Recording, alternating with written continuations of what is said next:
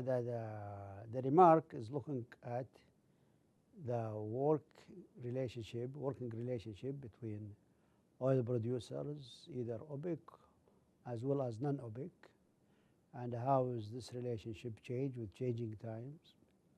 And now we are getting into a new phase and different countries than it was in the 80s or 90s. And there is some ingredients, I believe, important for good results, including, of course, leadership. There is 2 countries or 3 countries willing to take leadership of organizing meeting and making suggestions for what to do. I mean, for example, a cut and how much and so on. Second, there is a belief that is very needed and important by both at the ministerial level as well as the highest level, which is the leader of the governments and oil producers.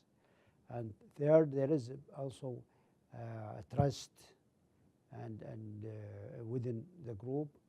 So all these things work together. Of course, there is other reasons, which is they feel there is a need to take actions, be it a cutting, reduction, or otherwise, in order to stabilize the market. And they believe that the market will not be stabilized by itself and will not be stabilized by OPEC alone. That has to be a joint action.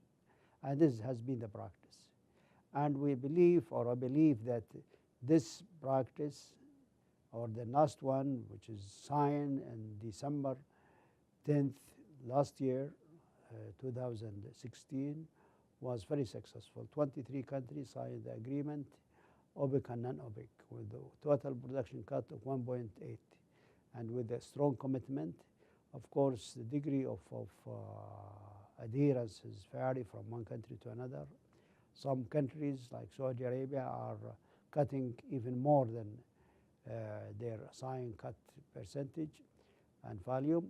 Other countries are planning to do it, as they said, but gradually. It's not really immediate now.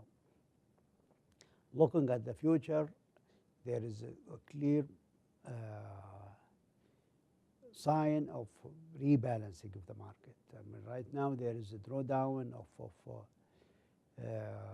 inventories in the sea, overhang inventories, and right now there is, somehow less inventory. It's clear less inventory than it used to be.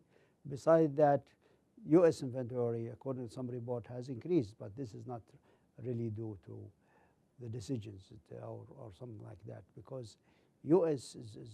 it takes something about 60 days for oil from the Gulf region to reach United States, and more than that, more days than that, to reach the storage in the United States, loading time and so on and so forth.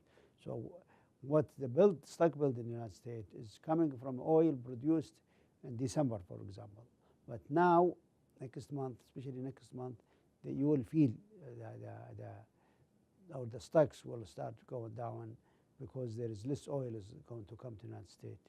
Besides that, maintenance in the United Arab Emirates will lead to cutting the production far more even than their fair share. So all these circumstances lead to a balanced market by the middle of this year. However, oil producers will debate in the coming weeks and months how to extend and to change or modify the agreement they reached in December.